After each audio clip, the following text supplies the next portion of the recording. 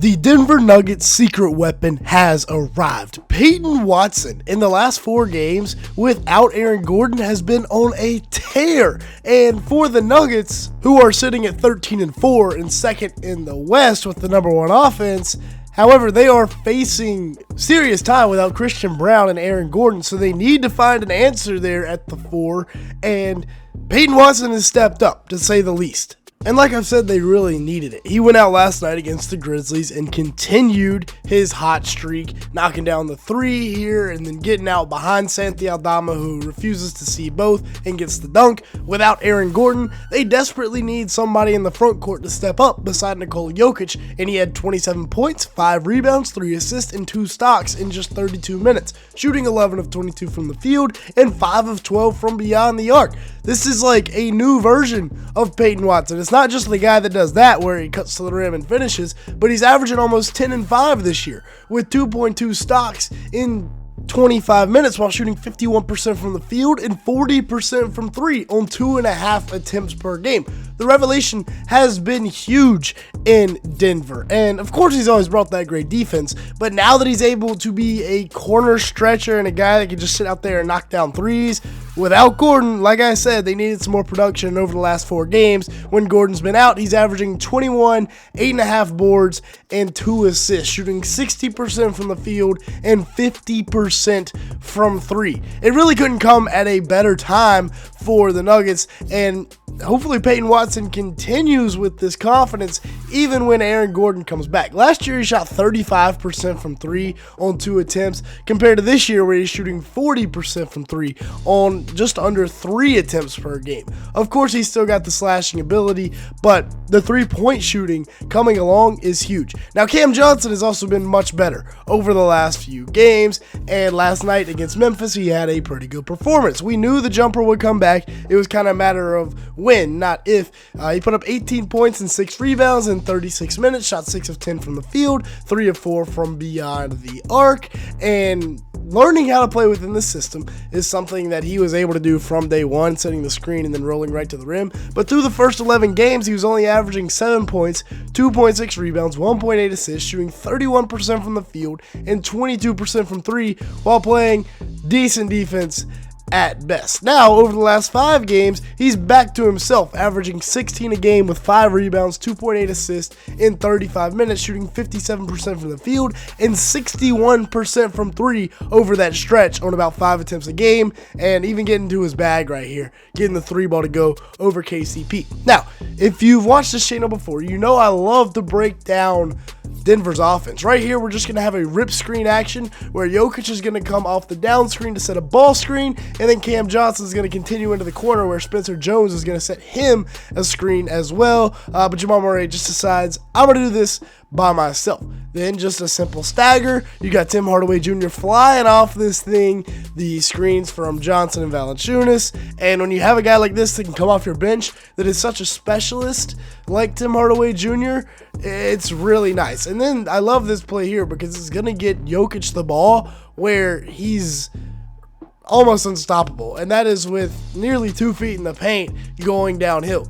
But the Grizzlies actually do a solid job. However, they have to help over because it's the best player in the world, and it leaves Payton Watson wide open for the 3. And then check this out right here. This is beautiful basketball, but it's quick, so you got to watch it.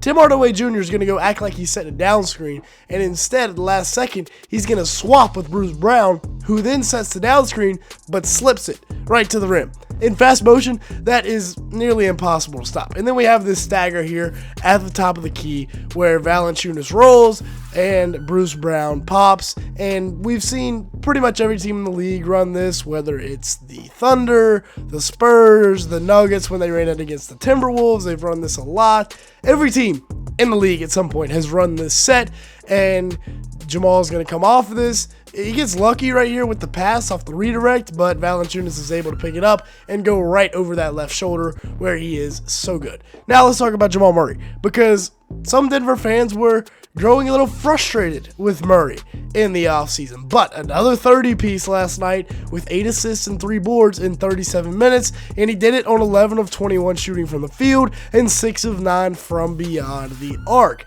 He is a guy that I still think is worthy enough of being a number 2 option on a championship team. It helps when he's playing on the best player in the world's team, but still, I mean, he's averaging 23.6 points a game, 6.8 assists, 4.6 rebounds, and a steal, while shooting 48% from the field and 39% from 3 on 7 attempts. He's well on his way to having the best season of his career if he keeps up playing like this, and I still think that this duo can go win a championship, even in the modern NBA, when you have a team like the Thunder, who are so good.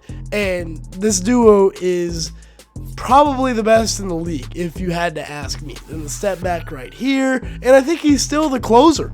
3:21 left on the clock, 6-point game, and the ball's in Jamal's hands, right? They will get it to Joker from time to time, but usually when he is on, Jamal is the closer. Back-to-back threes there, and then the dunk in transition to pretty much seal this one. Now, if you made it this far in the video, make sure to hit the like button, leave me a comment down below, and hit that subscribe button. As you can see here, 93% of the people that watch these videos are not subscribed, so if that's you, go ahead and fix that. And then let's continue to talk about Joker, who only shot 9 shots last night, but the Nuggets still won by 10, and that is what Nuggets fans and Jokic wanted to see, was other guys stepping up where he only has to take 9 shots. He still had a triple-double with 17 points, 16 assists, and 10 rebounds because he's the best player in the world, and shot 5 of 9 from the field and 3 of 4 from beyond the arc.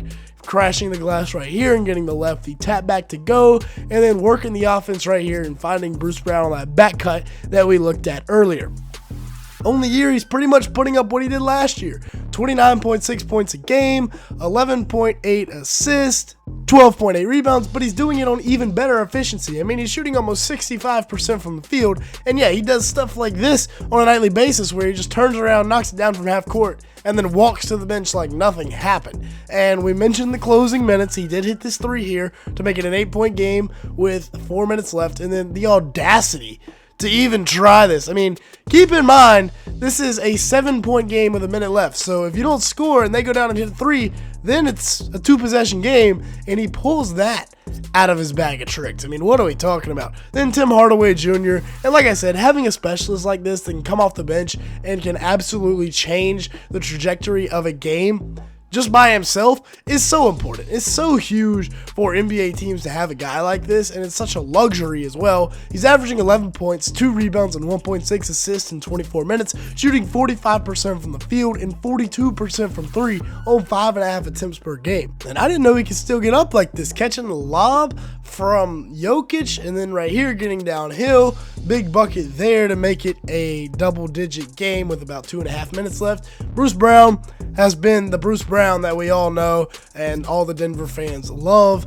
We talked about this set a couple times already, just getting right to the rim. He's averaging 6.5 points, 4 rebounds, 2 assists in 23 minutes, so not quite the impact he had in his first stint in Denver statistically, but still, he's another great depth piece coming off that bench, and he doesn't have to. He's like the 9th man now instead of the 6th man. And then you've got Jonas Valanciunas, who is maybe minute per minute the best backup big in NBA history. I mean, he's averaging 8.5 points, 4.5 rebounds, an assist, and half a block in less than 13 minutes a game.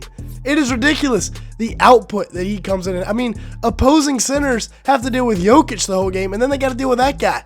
And without Aaron Gordon, we've talked about it earlier, they don't have Christian Brown either. They were looking for answers. Zeke Naji hit a couple of 3 balls, one there in the corner, and then knocks down this one off the slick pass from Jamal Murray. And they also have Spencer Jones, the defensive stopper, getting his hands on it there and getting the steal from Jaren Jackson Jr. But with that being said, that's going to be it for today's video. The Nuggets secret weapon has arrived. And with all that being said, make sure to hit the like button and that subscribe button. And with that being said, thank you so much for watching today's video.